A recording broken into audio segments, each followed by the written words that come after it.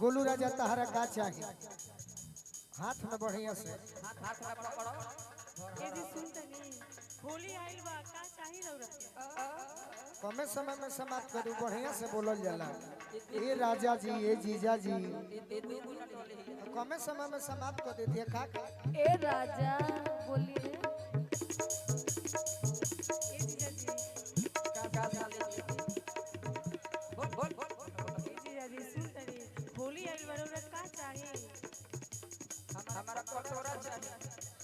नहीं मजा आया इंटरेस्ट नहीं है बढ़िया से कलाकार यार तुम नचनिया बढ़िया हो भोजपुरी में नचनिया नु कहल जाला भाई बदमाश कहीं के केहू नचनिया कहेला केहू डांसर कहेला केहू कलाकार हम कहने केहू कलाकार कहेला का भाई हम तारा बेसी सुनाता का चाहिए राजन भैया चलत रही का चाहिए पूछो तू ही पूछो ना का चाहिए बढ़िया ले पूछो ए राजा मिला के ए राजा ए करेजा ए हमर पेपरा रउआ के का चाही होली में ये चाहिए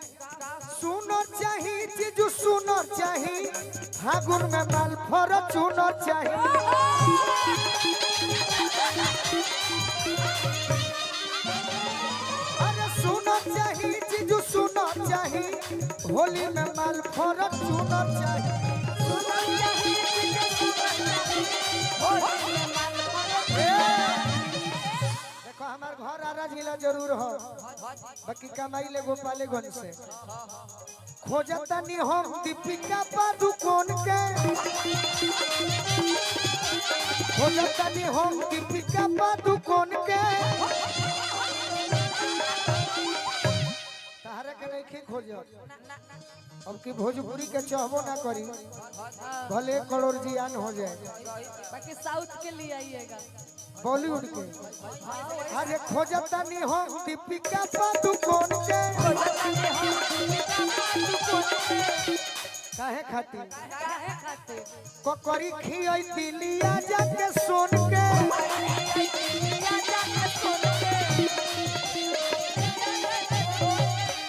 2026 के भावी मुखिया प्रत्याशी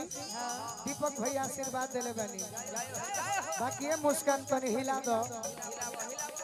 कमर में नाचे के हुनर चाहिए कमर में नाचे के हुनर चाहिए फागुन में माल फर चुनर चाहिए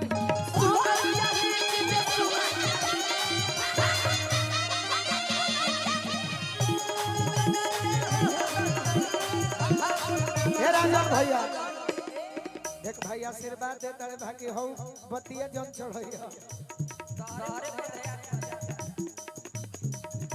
अबे भाई मार देता बेवफा है इंटरटेनमेंट के तरफ से बहुत सारा प्यार आशीर्वाद पुरस्कार बेवफा इंटरटेनमेंट बेवफा वाला गीत सुनली हवा के हो खाता दी है भाई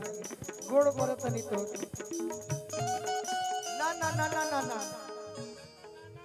अरे गोलू के आइटम चाहिए गो प्यारी कहे सिमरन होली में ना खड़ा हो खबू तो निर्गुण गई तो खड़ा हो अरे गोलू के आइटम चाहिए गो प्यारी जवाना पर मोहर मरी है शिकारी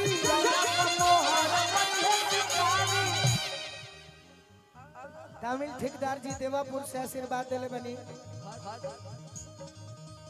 सुनर चाहिए जीजू सुनर चाहिए फागुन में माल फोर सुनर चाहिए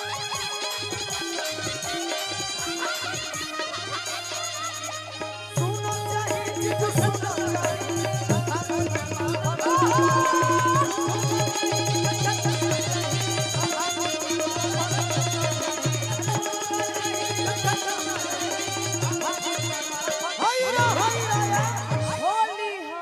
अच्छा लगल तो ताली बजा के आशीर्वाद दी सब है।